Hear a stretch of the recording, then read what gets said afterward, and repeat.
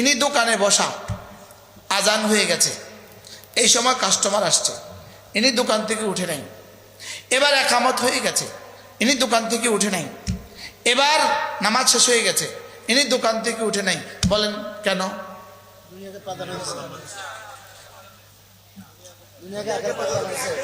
আচ্ছা, এবার ইনি ছবি দেখতেছে, মোবাইলে হারাম কিছু দেখতেছে। এবার আজান হয়ে গেছে, ইনি মসজিদে যায় নাই। এবার একামত হয়ে গেছে, ইনি মসজিদে যায় নাই। এবার নামাজ শেষ হয়ে গেছে, ইনি মসজিদে যায় নাই। এবার নামাজের ওয়াক্ত শেষ হয়ে গেছে, ইনি নামাজ পড়ে নাই। এবার বলেন কারণ? বুঝতে পারছি? এবার বলুন তো মৌলানা, কল্পনা করেন পৃথিবীর সমস্ত গুনাহের মূল কারণ কি কি কি বলেন? ইত্তেবায়ে হাওয়া। বলেন আর কি? এবার বলুন তো দেখি, সমস্ত হারাম মাল কামাইয়ের পেছনে কারণ কি? চুরির পেছনে কারণ কি? ডাকাতের পেছনে কারণ কি? জেনার পেছনে কারণ কি? তাহলে নামাজ না পড়ার পেছনে কারণ কি?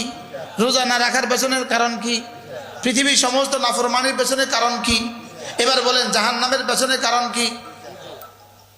কি কি? এইটাকে আল্লাহ তাআলা বলেন فَأَمَّا مَنْ طَغَى وَآثَرَ الْحَيَاةَ الدُّنْيَا। তাগা মানে হলো ইত্তেবায়ে হাওয়া, আর আথারাত দুনিয়া মানে হলো দুনিয়াকে আখিরাতের উপরে যে প্রাধান্য দেয়। ইত্তেবায়ে হাওয়া মানে কি? তার নফসে যেটা চায়, নফসের হারাম চাহিদা সে পুরা করে। নফসের হারাম চাহিদা সে পুরা করে। বলেন নফসের কি? নফসের হারাম চাহিদা পুরা করে। তাহলে নামাজ পড়ে না কেন? নফসের হারাম চাহিদা পুরা করো তো সে নামাজ পড়ে না? না অন্য কোনো কারণ আছে? অন্য কোনো কারণ নাই। অথবা ইথারুদ দুনিয়ার কারণে সে নামাজ পড়ে না। সে সমস্ত গুনাহ করে দুই কারণে, নফসের হারাম চাহিদা পুরা করার কারণে, অথবা দুনিয়াকে আখিরাতের উপর প্রাধান্য দেওয়ার কারণে। এবার রব্বুল আলামিন বলেন যে এই দুইটা কাজ করবা। এক নম্বরে ইত্তেবায়ে হাওয়া করবা, দুই নম্বরে নফসের হারাম, এক নম্বরে নফসের হারাম চাহিদা পুরা করবা, দুই নম্বরে দুনিয়াকে আখিরাতের উপর প্রাধান্য দিবা।